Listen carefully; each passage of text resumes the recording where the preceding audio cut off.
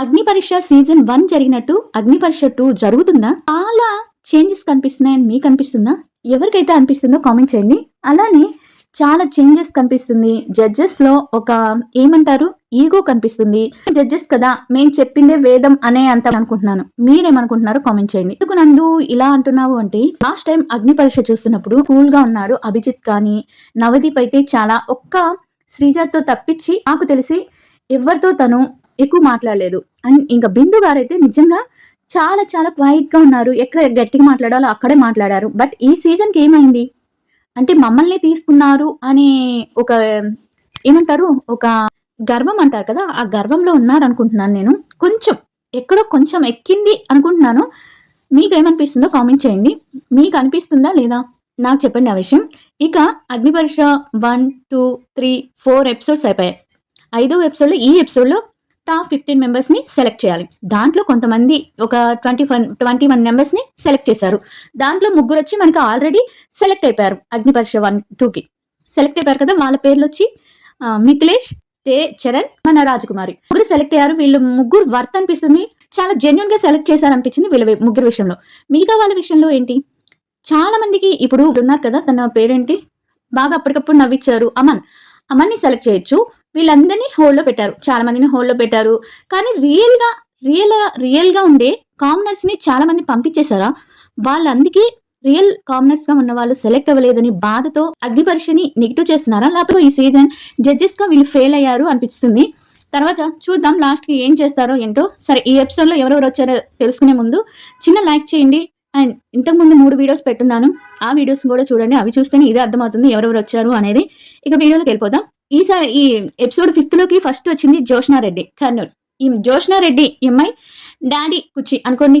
నాకైతే చాలా MI story చెప్పినప్పుడు అంటే తను ఏమి ఏడుస్తూ అయితే చెప్పలేదు, ఒక జోగిల్గా జోష్ గానే చెప్పింది. కానీ ఆ జోష్ లోనే నాకు ఎక్కడో టచ్ అయింది. ఎందుకంటే ఫాదర్ లేదు కదా, ఆ డాడీ కుచ్చి అనిపించింది. అంటే ఈ మధ్యనే డాడీకి బిగ్ బాస్ చూడటం అన్నా, ఇది బిగ్ బాస్ కి వెళ్ళటం అన్నా, బిగ్ బాస్ 24 hours by 7 చూసేవాడంట. తను ఇప్పుడు లేరు.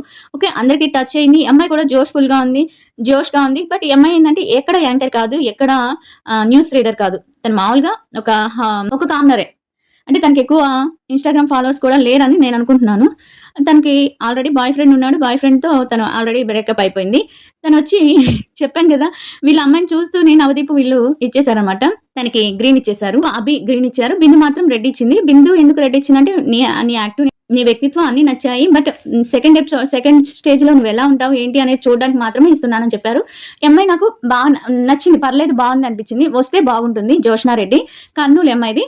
ఓకే, ఇంకా నాకు నెక్స్ట్ వచ్చి పూట. ఈయన ఎంత మందికి తెలుసు నాకు ఎంత మందికి ఈయన తెలుసుంటుంది అని అనుకుంటున్నారు మీరు?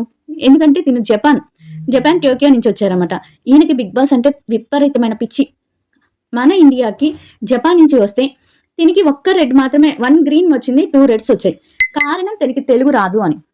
ఇప్పుడు నాకు ఒక విషయం అర్థం కాలేదు.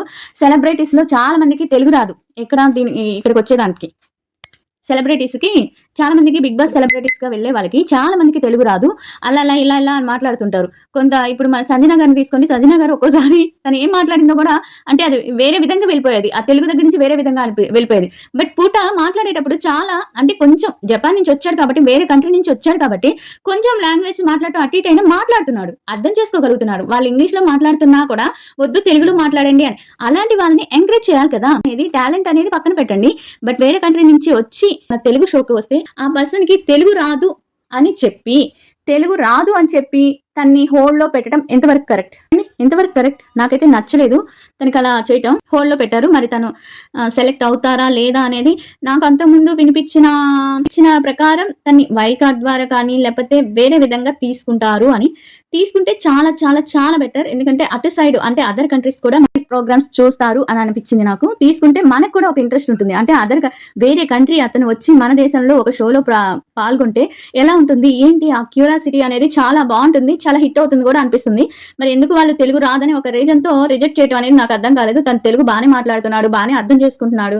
3వ కంటెస్టెంట్ వచ్చి ఈమె హైదరాబాద్. ఈమెకి మ్యారేజ్ అయింది. ఆ బిగ్న వచ్చి ఒక చిన్నపిల్లలాగా మాట్లాడుతుంది. అంటే ఏం నాకంత అనిపించలేదు.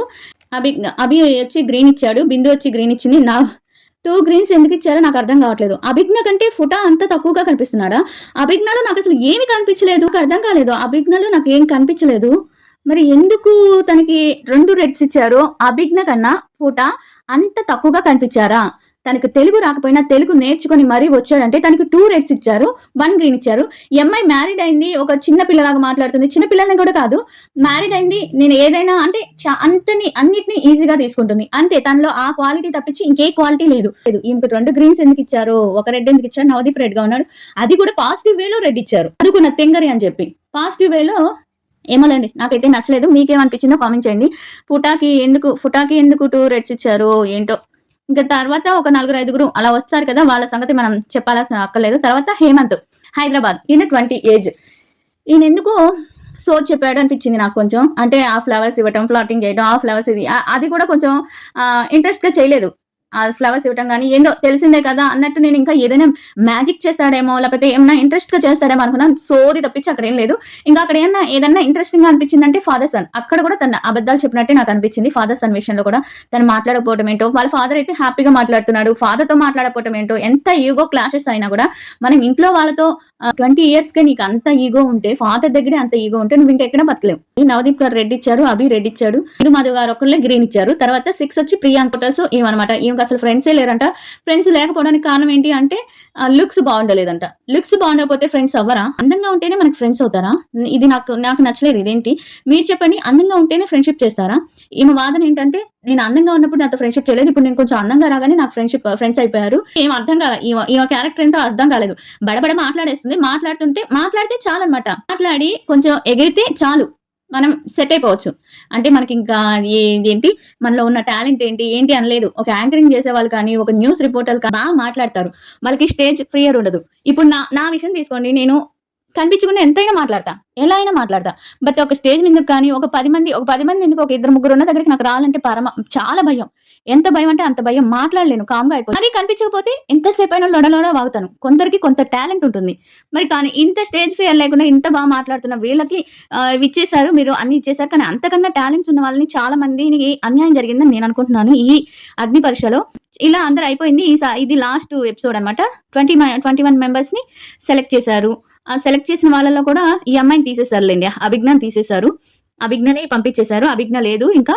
అట్లా అంటే వాళ్ళకి ఇవ్వడంకి ఏమో అక్కడ ఇచ్చారు, అలా ఇచ్చారు. బట్ అక్కడ లాస్ట్కి వచ్చేటప్పటికి తీసేసే వాళ్ళలో ఈ అమ్మాయిని తీసేశారు. ఇట్లా ఒక 21 మెంబర్స్ సెలెక్ట్ అయ్యారు. దాంట్లో ఫుటా కూడా ఉన్నాడు.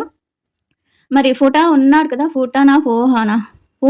ఫుటా ఎవరో పేరు విచిత్రంగా ఉంది. చిత్రమేం లేదులేండి ఫోటో. ఇలా అబ్బాయిని కూడా ఈ ఫాదర్తో మాట్లాడిన హేమంత్ని కూడా సెలెక్ట్ చేశారు. మరి వీళ్ళలో ఎవరుంటారు, ఎవరు ఏంటి అనేది రేపటి ఎపిసోడ్ నుంచి స్టార్ట్ అవుతుంది. పిచ్చాగా రేపటి ఎపిసోడ్ నుంచి మొత్తం స్టార్ట్ అవుతుంది. రేపటి నుంచి కంటిన్యూగా వీడియోస్ వస్తాయి. అందరు లైక్ చేయండి, సబ్స్క్రైబ్ చేయండి. బాయ్ ఎవరి